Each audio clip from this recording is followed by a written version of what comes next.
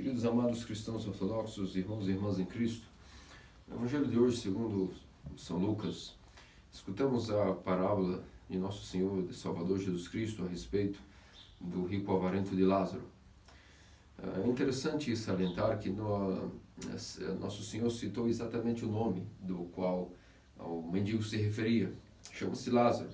Em relação ao rico, esse rico não teve o seu nome mencionado.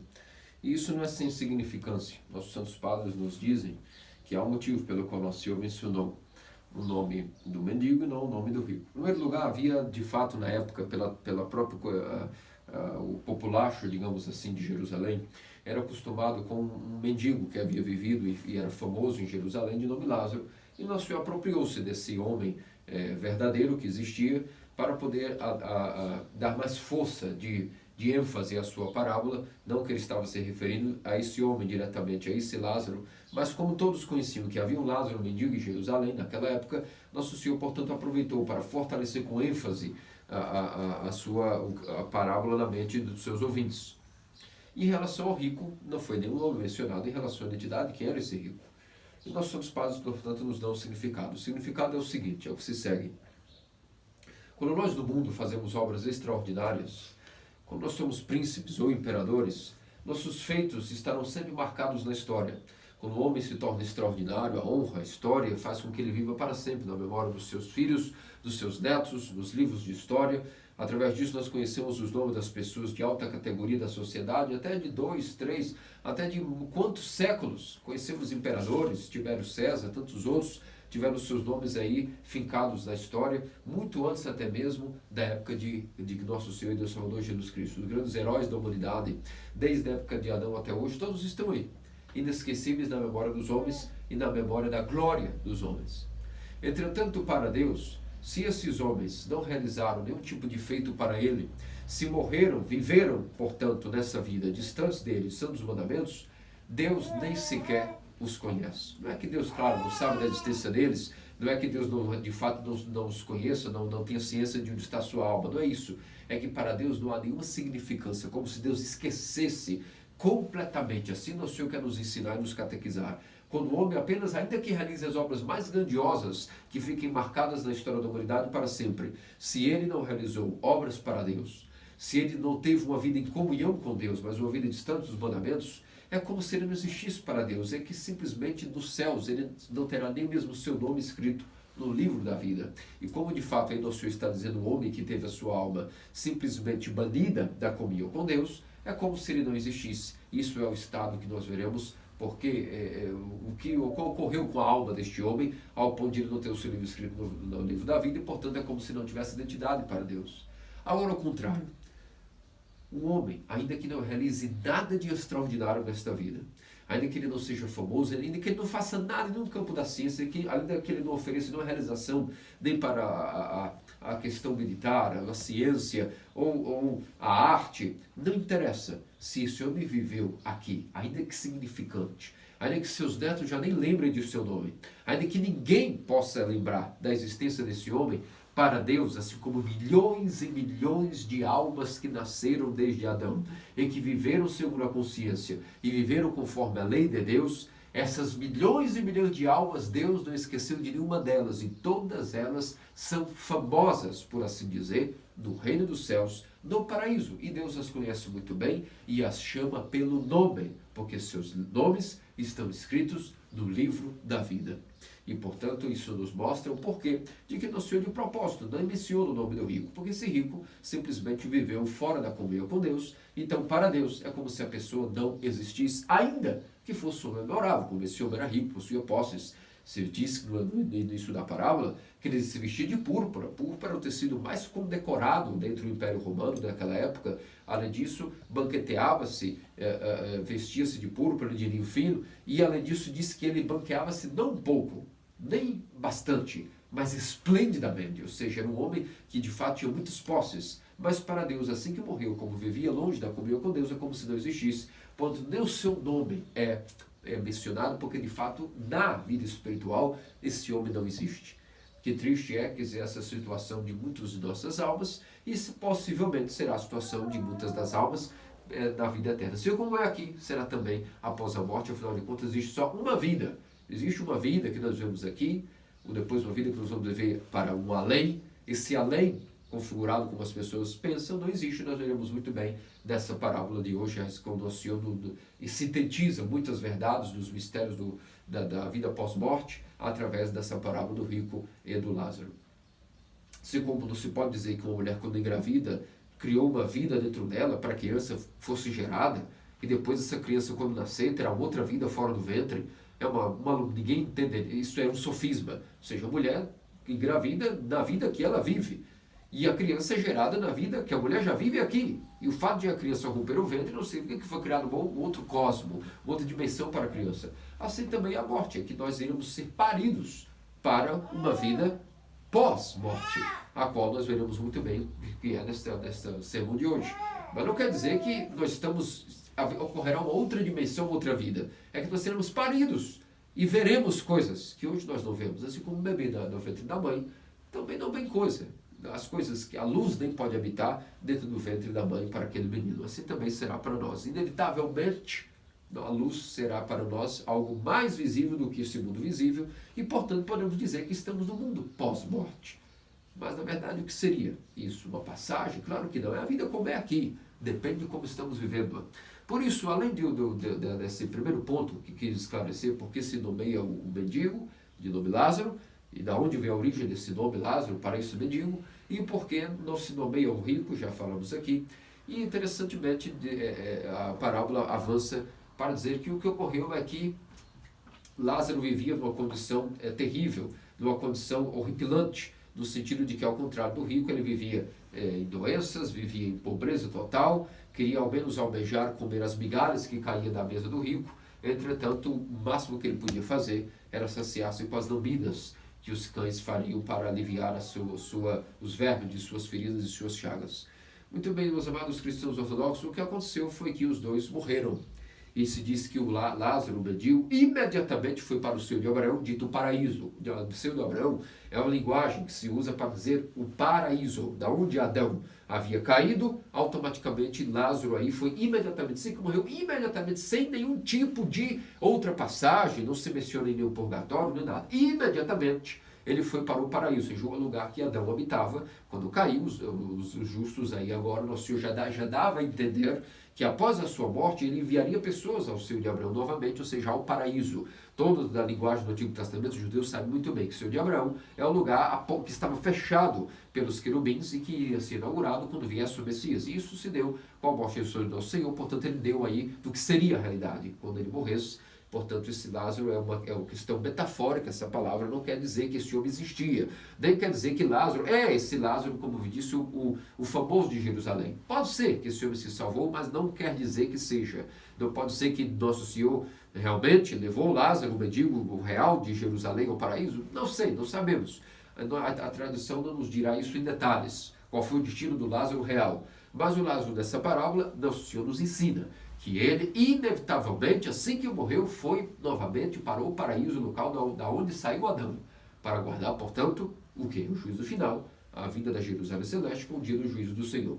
E imediatamente também, o rico desceu imediatamente para o Hades, para o lugar onde as almas estavam aguardando também o juízo final, onde viesse o inferno, detenedor da geena eterna, onde foi preparado não para o homem, obviamente, mas foi para o diabo, mas aquelas pessoas que quiseram viver longe de Deus, por tabela, por consequência, vão viver com o diabo no inferno. Mas o inferno não foi criado para nenhum homem, o inferno foi criado para o diabo e seus sequazes, mas aqueles que estão no Hades estão também aguardando, de maneira temporária, aquilo que é o julgamento definitivo do dia do juízo. Ninguém foi julgado ainda até o dia do juízo. Mas conforme viviam aqui, estarão vivendo conforme as vidas que escolheram viver aqui. A recompensa que quiseram ter já nesta vida, será a recompensa que continuará tendo na vida eterna. E como o rico escolheu uma vida longe de Deus, ele está recebendo o seu livre-arbítrio, uma vida no Hades. E Lázaro, sabemos que por algo, ele viveu uma vida com Deus, senão não estaria no paraíso, não é verdade? E, portanto, tendo falado um pouco sobre o destino dessas almas, aqui surge uma pergunta necessária mais do que nunca nesse evangelho. Por que aqui cada um teve esse destino? Podemos dizer que as riquezas do rico levaram ao Hades. E a pobreza de Lázaro o levou ao paraíso. Seria isso, queridos amados cristãos ortodoxos. A riqueza, então, nos condena imediatamente ao inferno, ao Hades. E a pobreza tem o poder de nos santificar em si mesma. Seria isso? É claro que não. Isso é ridículo. Isso é um dos maiores problemas que a teologia medieval cartesiana, catedrática, calvinista começou a produzir na mente das pessoas, e isso está infectou até mesmo muitos dos meios ortodoxos de modo de vida, de mentalidade, de como realmente enxergamos como se dá a participação na riqueza ou na pobreza. Nem a riqueza nem a pobreza influenciam em nada, absolutamente em nada, repito, em nossa salvação, em elas mesmas. A riqueza em si não é nem má nem boa, assim como também a pobreza em si não é má e nem boa. Pelo contrário, a pobreza pode ser muito maligna para o homem, assim como a riqueza pode ser muito benéfica ao homem. Depende de como a pessoa a usará. O que quero dizer? Que no caso do rico, vamos regredir a parábola, vamos retroceder. Se diz que é um homem que vivia apenas regalando-se aquilo que ele podia viver esplendidamente. E se Lázaro estava aí, diante daquilo que era a sua própria realidade, e ele não alimentava Lázaro, é óbvio que a sua riqueza, portanto, era mal utilizada. Significa que, portanto, automaticamente sabemos que se Lázaro vivia aí e não era alimentado nas portas desse rico, é óbvio que esse rico não tinha compaixão. Era o rico que não usufruía daquilo que era a benevolência e a mente de Deus. Era um homem que, portanto, abusou de sua riqueza. E quando o homem abusa de sua riqueza, ele passa a viver com o coração duro. Ele passa a não entender que aquilo que foi dado a ele como bens materiais foi para o sustento de suas necessidades. E logo, imediatamente, essa riqueza só existe na mão de um rico para, depois de cumprir suas necessidades, seus familiares, todos vivam bem, claro, em abundância, ele começa a distribuir a riqueza para os pobres, para os necessitados, e faça obras filantrópicas, e isso é obrigação de todo rico. Se o rico não vive assim, ele está abusando de sua riqueza realmente o condenará, porque ele está usufruindo mal, ou seja, não foi a riqueza que levou o rico ao Hades, mas o fato de ele não ter sabido como ser rico. E esses tormentos que o atormentaram, portanto, não foram tormentos que Deus criou para ele. Foram tormentos que ele mesmo criou para ele mesmo quando já vivia aqui. A vida no Hades é uma vida metafórica, conforme o nosso entendimento das palavras. O inferno, tal como o Ocidente entende, não existe, nem pode existir. Porque pode Deus criar infernos particulares para cada homem? Pode Deus, amor supremo, castigar, punir o homem? Deus não tem nada a ver com isso. Mas nós criamos, já nesta vida, um tormento.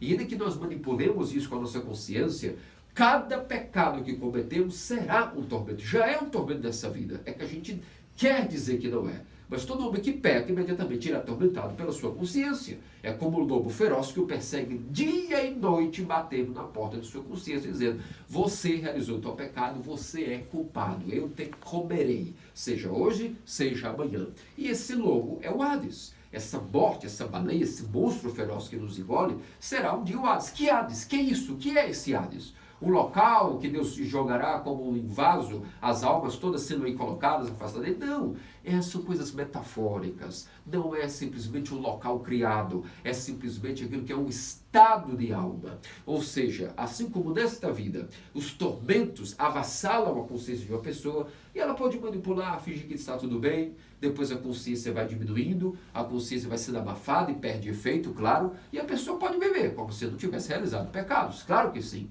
Mas esse inferno, esses tormentos, a geenda, todo esse fogo consumidor que a pessoa vive, assim que ela nascer para outra vida, imediatamente tratar-se-á de para ela se inaugurar uma terrível chama consumidora, que é uma metáfora daquilo que serão os tormentos dos seus próprios pecados não confessados, não arrependidos nesta vida. E é isso que o rico fabricou para ele mesmo. Imagine todos os dias ver um mendigo faminto, completamente cheio de chagas, cheio de feridas, dia e noite visualizando que esse mendigo estava aí como uma oportunidade de ele até estender a mão. Bastava que ele fizesse mínimo esforço, ele poderia ter dado outra vida a Lázaro. Mas durante anos e anos, não sabemos quanto tempo, foi a imagem de Lázaro para o rico aquilo que era o seu próprio tormento, sua consciência. Ele escolheu não ajudá-lo e, portanto, não contra a verdade, não que ele fosse ignorante. Qualquer um de nós sabe muito bem que quando nós temos, é um pecado terrível, não dá àquele que não tem. Já somos até ladrões. Quando nós temos algo, uma pessoa nos pede e nós recusamos, não é que nós escolhemos não realizar esmola naquele então. Foi simplesmente já um roubo, porque nós estamos guardando para nós algo que nós estamos usando e que a outra pessoa não está tendo. Logo, uma vez que Deus destruiu todos os bens de maneira igualitária, aqueles que pregam o comunismo não entendem que não existe comunismo feito pelos homens, isso nunca funcionará. O verdadeiro comunismo vem de Deus para os homens, onde ele, quando criou os bens e os dons do mundo, distribuiu de maneira igual pelo mundo. Agora, se alguns têm mais e outros menos, é culpa do próprio homem. Ele fez territórios, terras, árvores, o ar, o oxigênio, para cada homem há uma mulher, para cada mulher há um homem, cada um tem sua família, cada um tem um espaço. Se todos hoje quisessem construir um reino, cada família, há espaço sobrando no mundo ainda. E falam que o mundo está em superpopulação e até fala-se de uma despopulação imediata da sociedade para conter uma crise mundial. Afinal de contas, é isso que se vê. A tendência é essa. Mas ainda há infinitas terras. Deus sabe muito bem quantos seres humanos vinham a nascer até no auge dos tempos mais cheios de seres humanos nesse planeta, e vemos que há lugares ainda. Se as pessoas querem ver como ratos em cidades confinadas e não querem ir ao campo, por exemplo, povoar o campo e restaurarem a natureza, é problema do homem. Se o homem também tem dinheiro guardado para si e não distribui ao próximo, o problema é de quem? Do próprio ser humano.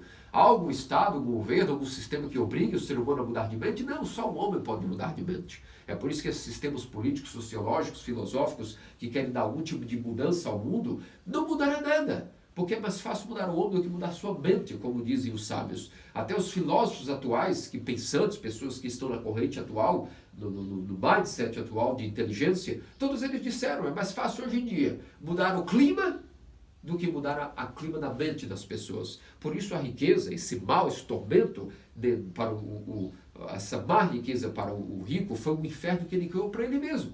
E quando, obviamente, ele passou para outra vida, para o pós-morte, esses tormentos agora não podiam mais ser escondidos de sua consciência, porque ele teve mais luz do que tinha aqui e não pôde manipular até onde essa luz entrava em sua mente. Logo, ele viu seus tormentos e esses tormentos criaram para ele aquele estado no Hades. Entretanto, Lázaro, vemos que, ao mesmo tempo, viveu de maneira boa a sua riqueza. Agora, antes de falar como Lázaro viu sua riqueza de maneira boa, porque vemos que foi um homem que viveu ali e de alguma coisa ele fez com a sua pobreza, que ele imediatamente pôde ser levado ao paraíso, ao seio de Abraão.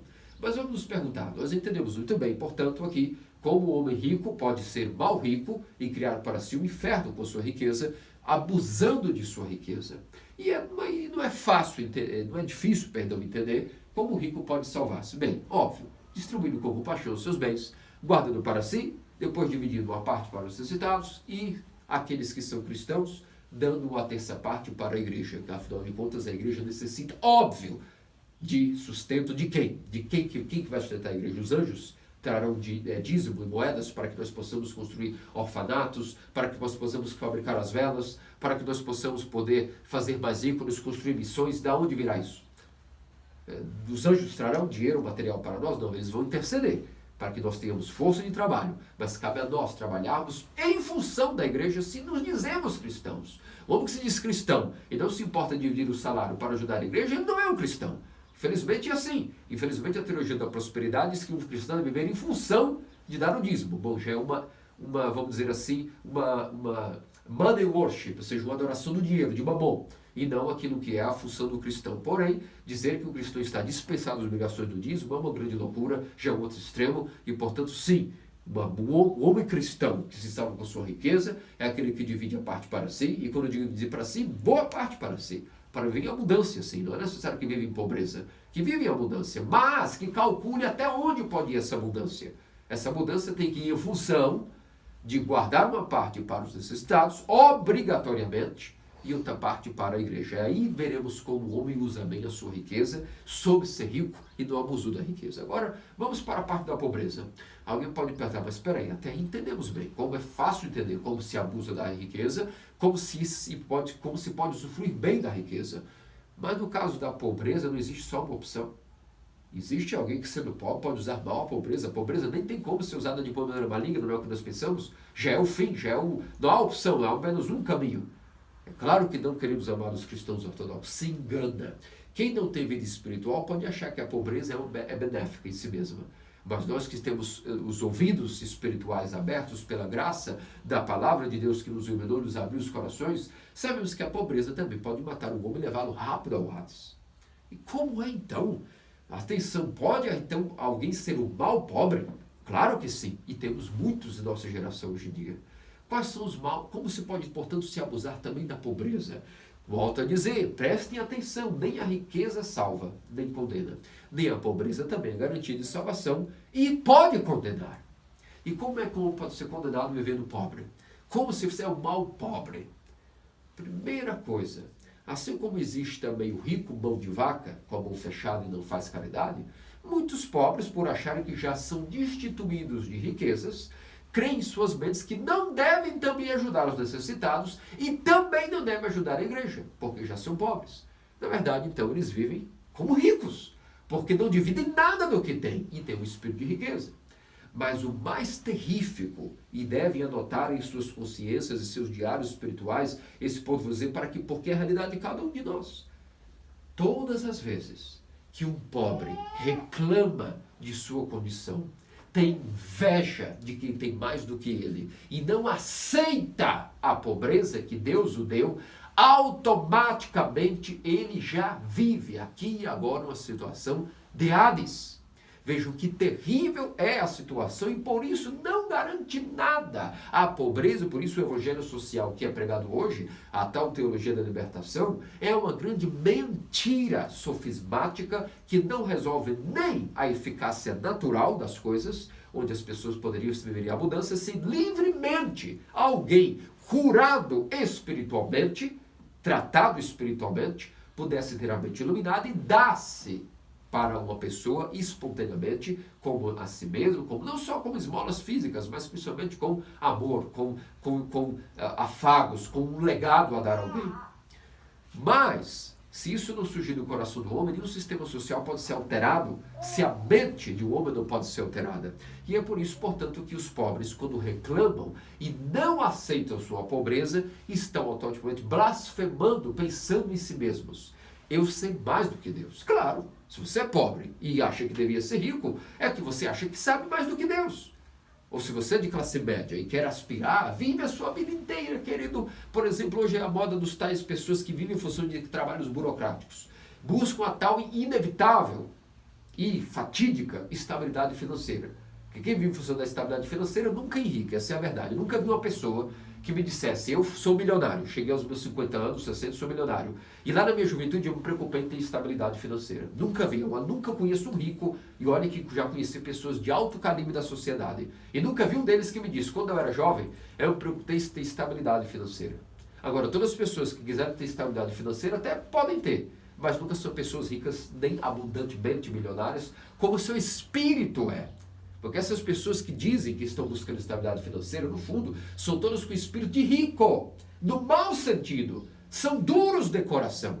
É uma análise social que a igreja tem como fazer, temos autoridade de fazer, porque sabemos das coisas. Nós observamos os males da sociedade e podemos dizer. Como nenhuma outra sociedade dirá, a igreja pode julgar as pessoas em relação àquilo que são os seus frutos espirituais. Ou existe alguma outra instituição que pode julgar melhor do que a igreja os frutos espirituais de uma nação. E assim se dá para com as pessoas. De tanto buscar a tal estabilidade financeira, tem riqueza dentro de si, um espírito rico, que muitas vezes é mesquinho. Agora, as pessoas que realmente prosperam na vida, são pessoas que não ficaram estagnadas em apenas ter estabilidade financeira, mas sim não ficarem em trabalhos burocráticos apenas, mas sim pensar, de fato, em como poderiam ganhar dinheiro, inclusive abundantemente, para ter de sobra para ajudar as pessoas. Muitos até brilham e trabalham e perguntam, como foi a sua motivação? Perguntamos, entrevistamos alguém, e aí, como foi? Você montou o seu império, montou sua indústria, montou seu atacado e varejo de lojas? O que aconteceu? Como é que foi essa motivação? E muitos deles dizem, eu vim da pobreza, venci, nunca ninguém me deu um centavo, eu trabalhei duro durante muitos anos, conquistei meu império, e sempre tive em mente que eu não queria ter só para mim, queria para dar e dar mais e mais. É por isso que a pessoa brilhou, é muito diferente essa situação. E é por isso que a pessoa que, ao contrário, vive com o espírito de pobreza, significa que ela não aceita, ela julga que ela é melhor do que Deus. Ela crê que Deus sabe melhor do que ela que situação ela deve estar. Em outras palavras, temos o dito, bom, se você é preguiçoso ou vagabundo, por que não vai trabalhar, se está insatisfeito com a tua condição? Mas as pessoas não, elas não fazem isso, elas reclamam. Ou pedem a Deus que a tirem desse estado. Mas o que Deus tem a ver com isso? Se você quer ter mais dinheiro, trabalhe. Ou és um vagabundo, é simples. Ou és um preguiçoso, um acomodado. Portanto, as pessoas que blasfemam da sua condição financeira estão arruinando-se ao Hades. Vejam que terrível. Quem nos falará isso hoje em dia? Qual é a teologia que nos protegerá de estarmos como todos acomodados, vítimas e ainda cheios de carinhos para conosco mesmos, porque somos supostamente pobres, como a maioria faz? Isso pode nos colocar no Hades. E o que adiantou? Fugir dos bens materiais para dizer que pobres somos, cristãos todos somos pobres, não prosperamos e estamos salvos e protegidos pelos sofrimentos. Não! Lázaro não foi ao paraíso porque simplesmente ele era pobre, mas porque o Evangelho nos dá a entender que ele não reclamou, não blasfemou, não chicaneou, mas se vê que pacientemente aguentou sua condição. Não reclamou de sua condição pobre, de mendigo, mas por algo ele entendeu que para ali estava a vontade de Deus e ele quis viver isso aceitando a pobreza. Então, quando a pobreza é benéfica? Quando nós a aceitamos de coração e se quisermos mudar a condição, humildemente trabalhemos e duro. Agora, como os milionários fizeram e chegaram os seus milhões. Sabe que a maioria da porcentagem dos milionários vivos, quando nós investigamos de onde vem essa fortuna, a maioria não recebeu fortuna de herança. A maioria dos milionários que ganham fazem o seu milhão, não ganharam herança. Ao contrário, a maioria das pessoas que ganham uma herança milionária, ao final da vida estão falentes. Porque não souberam como crescer, como apropriar-se do capital de maneira correta. Isso é uma lei espiritual que não é desvinculada com a lei própria física e econômica. Portanto, aquele que aceita a sua condição vai prosperar. Questão de tempo. Porque humildemente irá orar a Deus em ação de graças. Digo obrigado pelo que eu tenho, pelo que não tenho, paciência. E quando nós somos gratos, Deus automaticamente passa a dar mais coisas a nós, mais dons, mais inteligência, mais força para o trabalho. Por isso, quando nós somos gratos pela pobreza e aceitamos a pobreza de coração, ela imediatamente nos leva ao paraíso.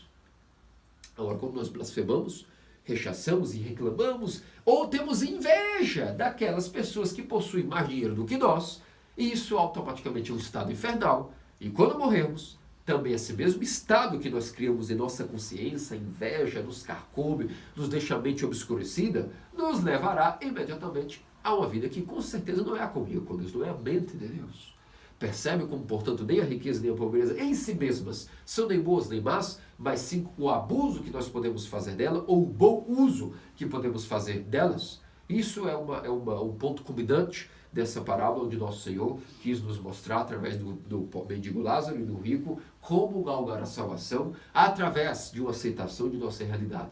Se somos ricos, como sermos bons ricos. E se somos pobres, aceitando a riqueza e não blasfemando-a. Entretanto, a parábola não acaba aqui. A parábola continua e foi nos dito, portanto, que nosso Senhor e Deus Salvador Jesus Cristo narrou aos seus discípulos que, certo momento, houve um diálogo. O rico, então, quando estava naquela geena, naqueles tormentos, que ele mesmo criou a ele, volto a dizer, Deus não cria tormento a ninguém, é a nossa consciência, os nossos pecados não confessados e arrependidos, nos atormentam na vida pós-morte.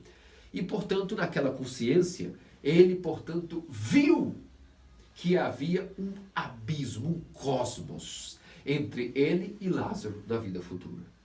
E quando ele viu que havia um cosmos entre ele e Lázaro, e que Lázaro vivia na mais plena paz, abundância e frescor da graça, ele então dirigiu-se e pediu a Abraão como intercessor, ou seja, mostrando justamente aquilo que é o próprio Deus, o Salvador Jesus Cristo.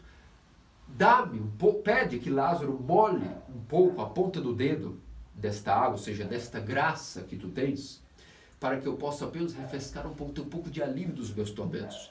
E então Abraão explicou a ele: filho, veja a humildade de Abraão.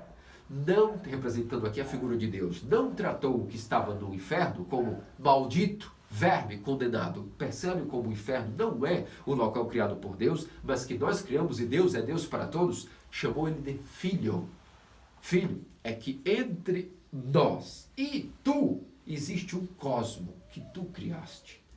E assim como havia um cosmo, ainda que Lázaro estava na porta de tua casa, tu criastes um cosmo entre tu e ele. O teu estado de vida era muito diferente do estado de vida de Lázaro. Não em relação apenas às posses, mas em como tu fizeste uso das tuas posses e como Lázaro fez uso da falta de posses dele.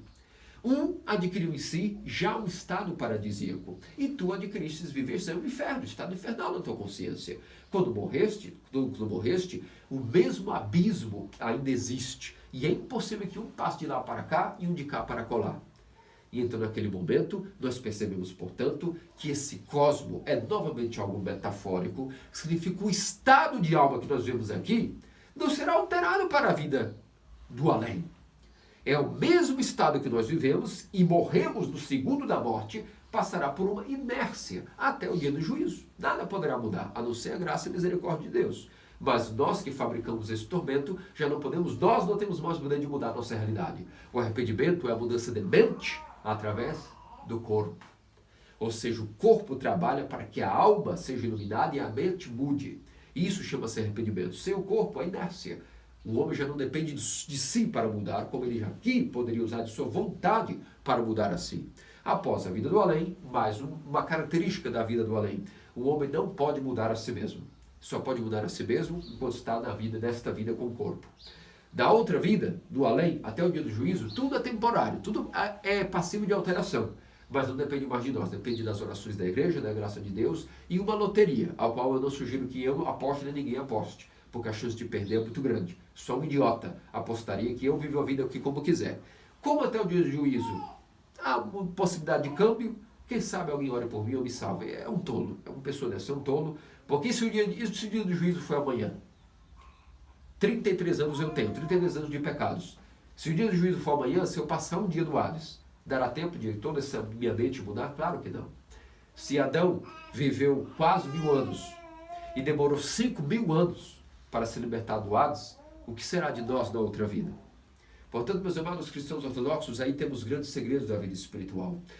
O estado para como eles foram passar, havia um cosmo entre eles, porque o estado de alma que Lázaro estava, não podia nunca passar a ser o estado de consciência do rico, porque ele viveu uma vida diferente daquela consciência.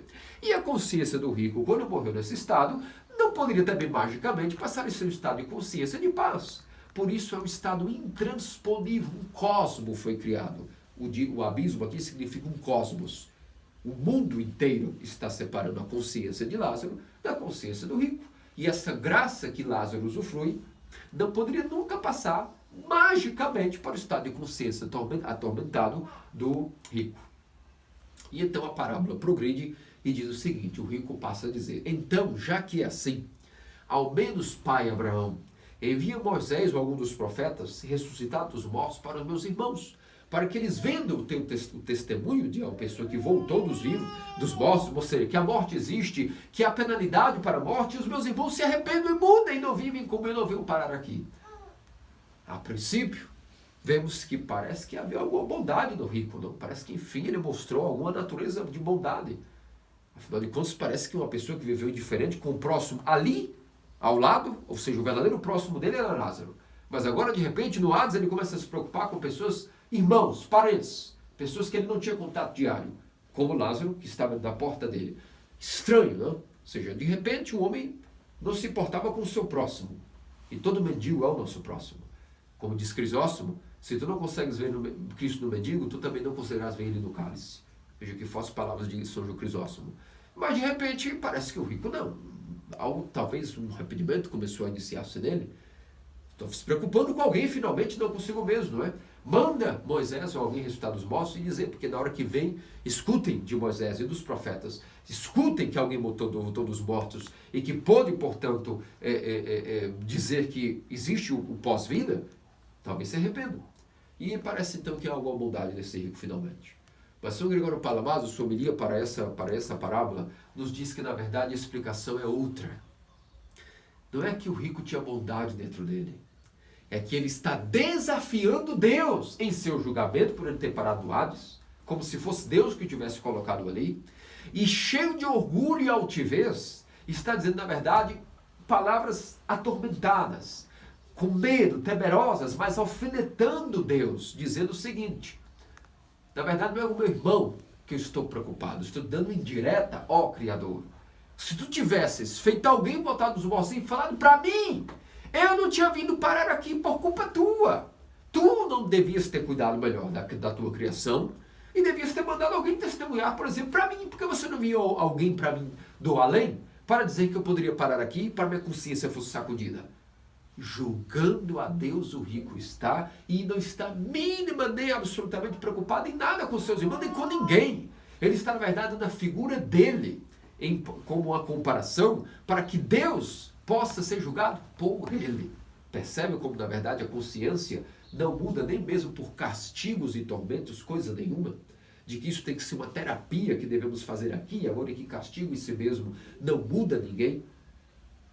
Esse tipo de castigo, como nós criamos na mente, pelo menos, chamado, recebe uma chicotada no inferno, purgue-se no purgatório 10 anos e você obterá a vida eterna. Acha que isso pode mudar a mente de alguém? Nós somos agora bestas irracionais que mudamos assim? Antes fosse, nós somos racionais. E a psique tem uma profundidade em si mesmo que não muda fácil. É uma terapia longa, profunda, que só a igreja pode fornecer. E, portanto, o termo dessa terapia é aqui e agora. Não é para outra vida, é aqui e agora o termo dessa terapia. E, portanto, São Gregório Palamazo nos mostra que, na verdade, ele está julgando Deus. Que não foi correto o que aconteceu com ele, como se Deus tivesse criado esse estado para ele. E então Abraão, representando Deus, responde para ele: amigo, filho meu, eles já têm Moisés e os profetas e as escrituras.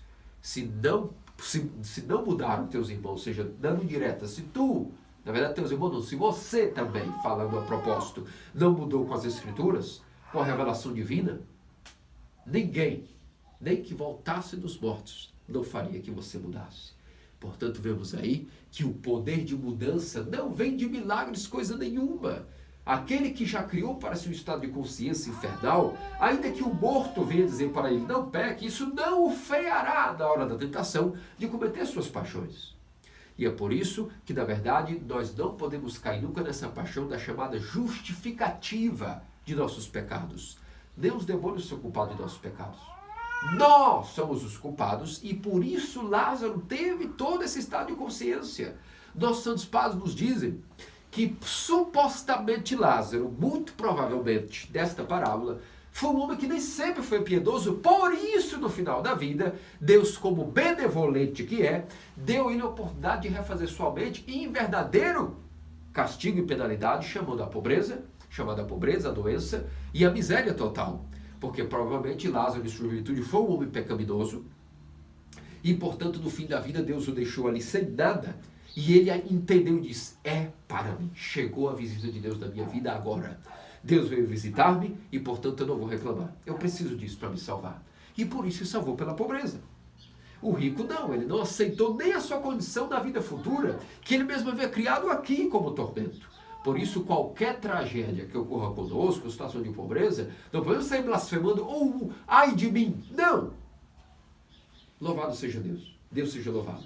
Como o profeta Jó. O movimento que Lázaro fez foi muito distinto do rico, porque o rico até na vida futura justificava-se e queria saber mais do que Deus. Lázaro não. Lázaro não quis dizer, eu não mereço a pobreza querendo saber mais do que Deus. Ele aceitou a doença e a pobreza até o fim como mártir da sua condição. E, portanto, assim como Jó, que até quando sua mulher proferiu as palavras blasfemas, abandona esse teu Deus, já perdeu tudo, ainda vai, para que vai servir e pensar nesse teu Deus que ele liga para ti? E a mulher, falas como louca. se louvamos a Deus nas benevolências e nos tempos de glória e de graça, por que também não devemos louvá-lo nos tempos das provações e tribulações? Deus deu, Deus tirou. Bendito seja o nome do Senhor, agora e sempre pelos séculos dos séculos, assim disse o profeta Jó. E assim foi a posição de Lázaro. Ele não blasfemou, não justificou em nada, apenas disse, eu mereço, eu aceito e viverei a minha pobreza, tal como Deus mandou para mim. Vejam como a pobreza, portanto, aí foi benéfica. Não foi abusada, não foi blasfemada, não foi vítima de inveja, mas sim digna de glorificação de um homem através da pobreza. Como também, claro, um homem ser rico não quer dizer que a sua dignidade está colocada em xeque nem nada. Ele pode ser muito glorioso, fazendo uso de suas riquezas. E quer um exemplo da Escritura de quem foi glorioso?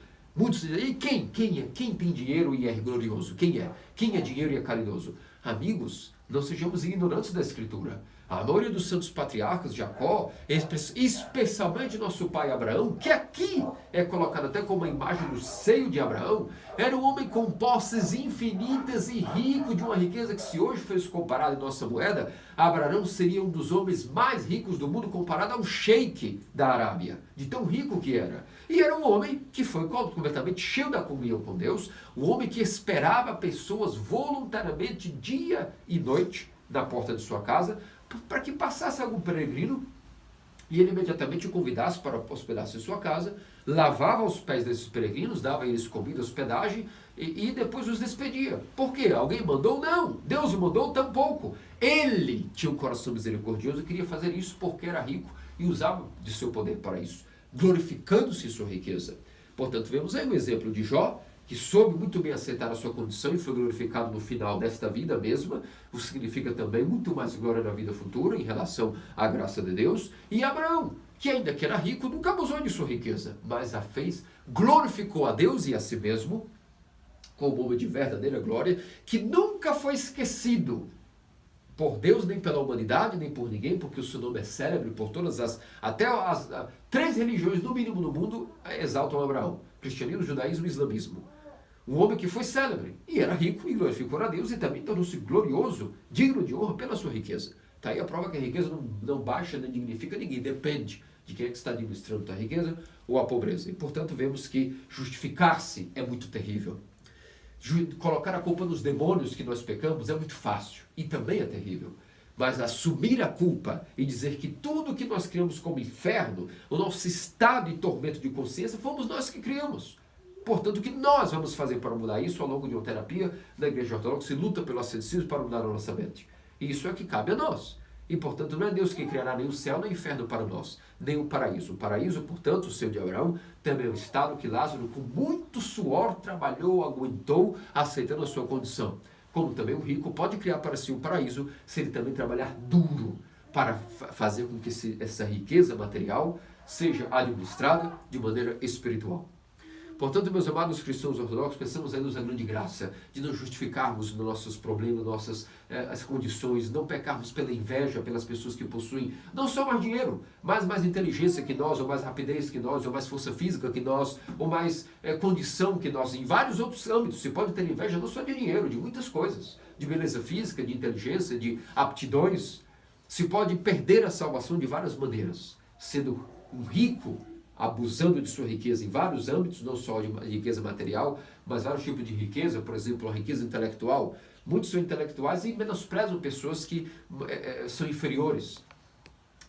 Outros são pobres, por exemplo, de riqueza intelectual e possuem inveja, vivem inveja das pessoas que, por exemplo, possuem mais estudo. Tudo isso para nós nos cria infernos, Hades, que infelizmente quando morrermos, se não estivermos livres desse estado de consciência, nos colocará também num tormento intransponível, onde haverá um cosmo inseparável entre os santos, que aceitaram suas condições, seja qual foram elas, e viveram bem, seja não abusando da riqueza e da pobreza, mas sim usando a favor de si, seja a pobreza para serem bons pobres, ou a riqueza para serem bons ricos.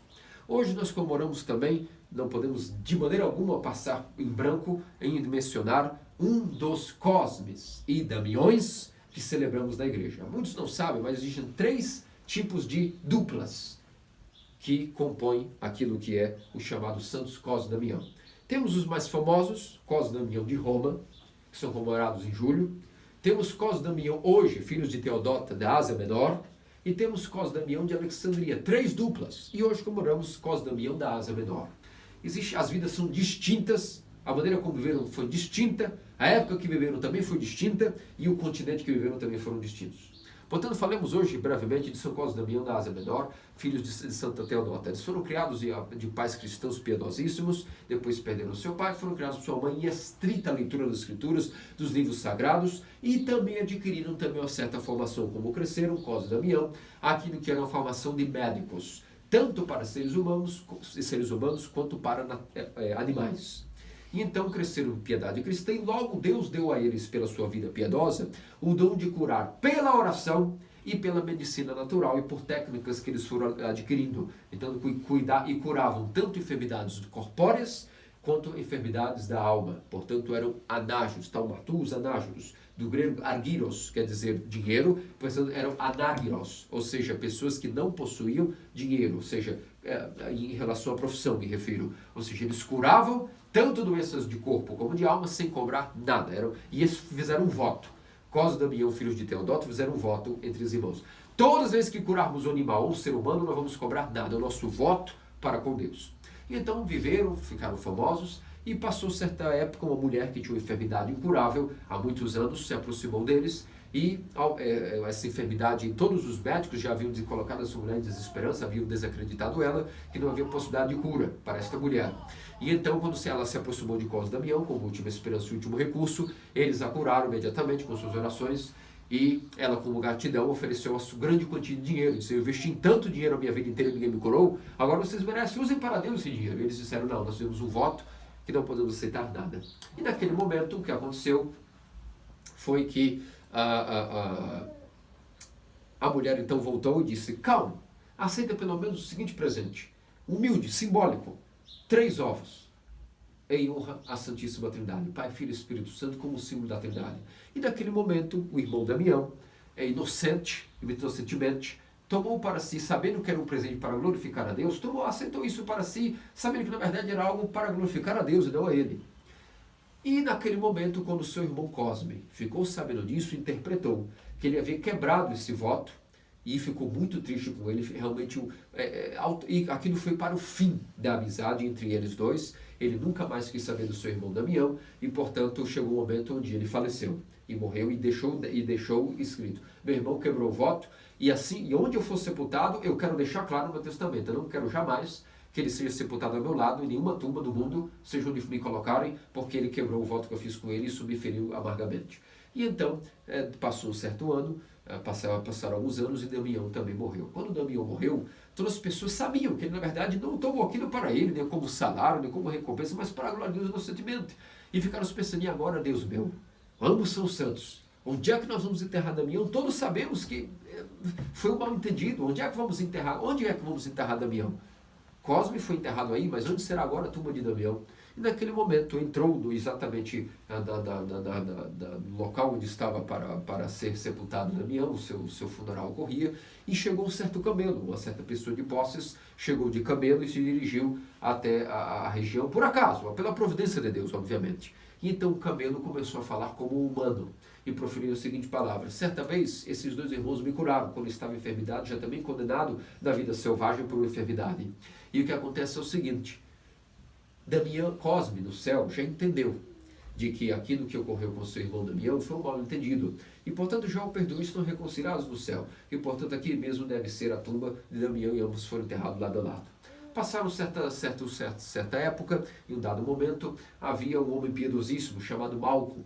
E esse homem Malco era um homem que havia muitos assuntos, era um comerciante que vivia, como naquela época, viajava muito tempo fora de casa e teve que deixar, infelizmente, a sua esposa num dado momento, sozinha, e sabia que devido a essa missão que ele ia para comércio, para especiarias, para fazer trâmite de suas negociações, dessa vez ele demoraria mais que o comum e tinha muito medo de deixar sua esposa tanto tempo sozinha. Então ele fez uma oração fervorosa diante das relíquias dos restos mortais de Cosme e Damião, esses da Ásia Menor, da região da Mesopotâmia atualmente, era a região da cidade onde eles viviam, na atual Mesopotâmia, e ele fez um voto a Cosme e Damião que, por favor, enquanto ele estivesse fora, que Cosme e Damião protegessem a esposa dele de todo tipo de estupros, violências e assaltos e roubos e etc. E sabia que ela não estaria sozinha, estaria com Cosme e Damião da Ásia Menor. Então, o que aconteceu foi que, infelizmente, um certo amigo de Malcolm, instigado por Satanás, observando que a mulher estava sozinha já há muito tempo, houve um pensamento extremamente luxurioso para com ele e de violência, e portanto foi sondar a casa da mulher e providenciou um momento onde poderia atacá-la e tomá-la para si, inclusive sexualmente. E naquele momento, quando ele invadiu a casa e tudo e começou as ameaças, naquele momento a esposa de Malcolm fervorosamente suplicou e clamou a ajuda de Cosme e Damião desesperadamente, fervorosamente.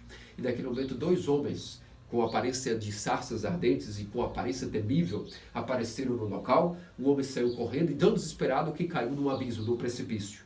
E depois, imediatamente, quando ela voltou para agradecer esses homens por aquela benevolência, dizer, por favor, jantem comigo, eles desapareceram, e ela se deu conta de que eram verdadeiramente Cosme e Damião. E portanto, a partir daí, a igreja considera Cosme e Damião da Ásia Menor como padroeiros da vida conjugal, para que os casais sejam protegidos de todo tipo de imaculação em relação à sua vida matrimonial. Portanto, meus amados cristãos ortodoxos, hoje é um dia gloriosíssimo, onde celebramos Cosme e Damião, nosso sábio Hierônimo de Egina, que é extremamente ligado ao nosso monastério, era extremamente devoto e foi libertado por Cosme e Damião de inúmeras situações. Ele, que também vivia, era originário da Ásia Menor, nosso Abbe Hierônimo, a sua terra natal era a Ásia Menor, depois foi na região toda da Capadócia e depois foi exilado, infelizmente, devido ao câmbio das populações pela tragédia de 1922, teve que habitar na Grécia, sendo da Ásia Menor, e todos os turcos tiveram que, portanto, estar migrados de um lado e os gregos do outro. E, portanto, foi uma tragédia de migrações, e Abbe Hierônimo teve que abandonar a sua amada Capadócia e, portanto, ir morar na Grécia e estabeleceu-se, portanto, em Egina, por isso é chamado Hierônimo de Egina. Mas a sua região, toda a sua formação espiritual, toda a sua formação como ser de Deus foi da Capadócia, na região da Ásia Menor, e ele é extremamente devoto. E quando houve vários acidentes com ele, Cosme e Damião libertaram, tanto quando teve um grave ferimento em sua mão, como também depois quando uma bomba relógio alemã que ele havia trabalhado para transformar em relógio acidentalmente explodiu e perfurou seus tímpanos, o barulho, obviamente. Estava estava surdo, já não havia nenhuma esperança médica. Pela medicina é impossível, mesmo hoje, pela medicina atual, seria impossível que ele pudesse voltar a ouvir, mas ele teve certa noite um sonho, e que Cosme e Damião se aproximavam e injetavam nele um certo líquido no ouvido, com uma certa ampola, e ele no outro dia acordou, os médicos não acreditavam que ele estava escutando.